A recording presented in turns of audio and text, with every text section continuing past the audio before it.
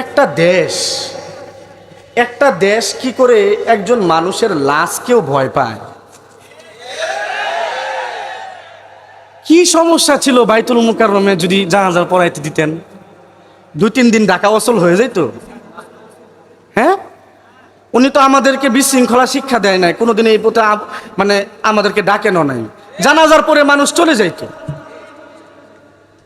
দেখতেন যে পৃথিবীতে মানুষ কোরআনওয়ালাদেরকে কতটা বেশি ভালোবাসে।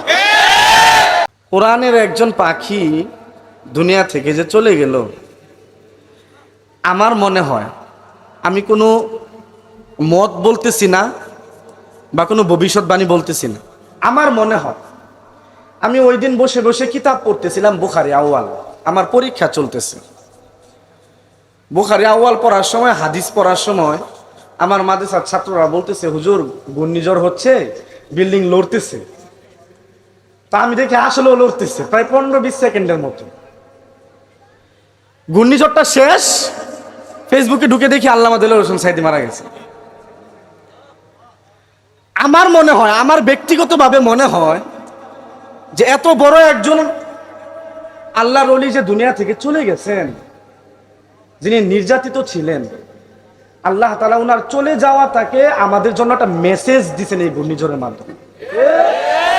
আমার কাছে মনে হয়, কেউ আবার ভুল বুঝছেন না, আমি আমার ব্যক্তিগত মত বললাম। না হয় আপনারা কি শুনছেন, আগের দিন টিভিতে দেখাইছে যে কালকে ঘূর্ণিঝড় হওয়ার সম্ভাবনা আছে? চেক করেন, কোন পত্রিকা আসছে? আবহাওয়া বলছে? কোথাও তো নাই। তাহলে হঠাৎ ঘূর্ণিঝড় কেন হবে? ভূমিকম্প না? ভূমিকম্পটা কেন হবে? এবং তাও সেটা হুজুর মারা যাওয়ার সাথে সাথেই কেন হবে? 1 ঘন্টা পরে হইতে পারতো, 5 ঘন্টা আগে হইতে পারতো, ওই সময় কেন হইল? আমার মনে হয় যে আল্লাহ তাআলা আমাদেরকে কোনো মেসেজ দিছেন, এত বড় একজন আলেম যে দুনিয়া থেকে চলে গেছেন। আমি আরেকটা জিনিস গতকালকে খেয়াল করলাম, ওনার জানাজা নিয়ে, ওনার লাশ দাফন নিয়ে তো বহুত কাহিনী হয়েছেই, ওইগুলো বলার দরকার নেই। আমি চিন্তা করতেছি, একটা দেশ কি করে একজন মানুষের লাশকেও ভয় পায়? কি সমস্যা ছিল বাইতুল মুকাররমে যদি জানাজা পড়াইতে দিতেন? 2-3 দিন ঢাকা ওসল হয়ে যেত। হ্যাঁ, উনি তো আমাদেরকে বিশৃঙ্খলা শিক্ষা দেয় নাই, কোনোদিন এই পথে মানে আমাদেরকে ডাকেনও নাই। জানাজার পরে মানুষ চলে যাইত। দেখতেন যে পৃথিবীতে মানুষ কোরআনওয়ালাদেরকে কতটা বেশি ভালোবাসে। তার প্রমাণ ওই দিন হয়ে যাইত যদি 16 তারিখ যে ডিসিশন হয়েছিল যে বাইতুল মুকাররমে জোহরের নামাজের পরে ওনার জানাজা হবে, দিলেন না। আচ্ছা, এটা গেল। উনার এখানে নিয়ে যে দাফন করে ফেলছে কবরের পাশে আজও পুলিশ দিচ্ছে, পাহারা দিচ্ছে। একটা লাশকে এত ভয় পান? জীবিত থাকলে কি করতেন? মারা গেছে, উনি আল্লাহর কাছে চলে গেছেন, দুনিয়া থেকে চলে গেছে, ওনার এখন কোনো শক্তি নাই। কিন্তু আমরা যে ওনাকে ভালোবাসি, কোরআনওয়ালাদেরকে যে ভালোবাসি, এটা দেখে ভয় পাইছেন বিদায় এখনো কবরস্থানে গিয়ে পুলিশে দেয়াই করাইতেছে। আমি তো এটাই বুঝি, আমি অন্য কিছু বুঝি না। নাহলে ওইখানে গেরুয়া দেওয়ার কি দরকার? আপনার দরকার আছে?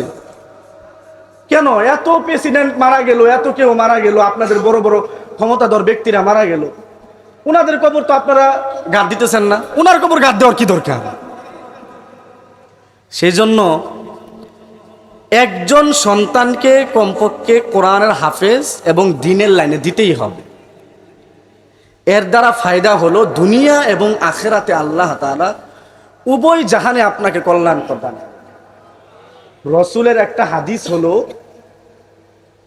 যে যেই ব্যক্তি 3টা জিনিস, ইমানের স্বাদ, আমরা যে ইমানদার, ইমানের স্বাদ আমরা কখন পাবো? 3টা জিনিস যেই মুমিনের ভিতরে থাকবে। 1 নাম্বার হলো আল্লাহ এবং তার রসুলকে পৃথিবীর সব কিছুর চাইতে বেশি ভালোবাসতে হবে। পৃথিবী একদিকে, আমার আল্লাহ এবং আমার রসুল একদিকে। এবং আমার অনেক বড় একটা স্বপ্ন, আমি আগে অনেক জায়গায় বলছি, আমার মতো নগণ্য দুর্ভাগা, আমার জীবনে অনেক বড় স্বপ্ন ছিল বাংলাদেশের কোনো উলামায়ে কেরাম নাই যাদের সাথে আমার দেখা হয় নাই, স্টেজে কথা হয় নাই। একজন শুধু বাকি ছিলেন, আল্লামা দেলোয়ার হোসেন সাঈদী রাহিমাহুল্লাহ। আমি অনেক জায়গায় বলছি, আমি সেই ছোট সময় থেকে দল বিদ্বেষ আমি বুঝি না, আমি কোনো দল করিও না, পছন্দও করি না, বুঝিও না এইসব রাজনীতি। আমার স্বপ্ন ছিল আমি হযরতের সাথে কোনো এক স্টেজে একটু দেখা করব। হযরত আমার মাথাটা হাতে দিবেন, আমার বাক্য মিলে। এবং আমার জীবনের অনেক স্বপ্ন সেই ছোট্ট সময় থেকে, আমি তখনও হাফেজ হই নাই, হযরতের তাফসির শুনতাম। আমার স্বপ্ন আমি একজন তাফসির করনেওয়ালা হব।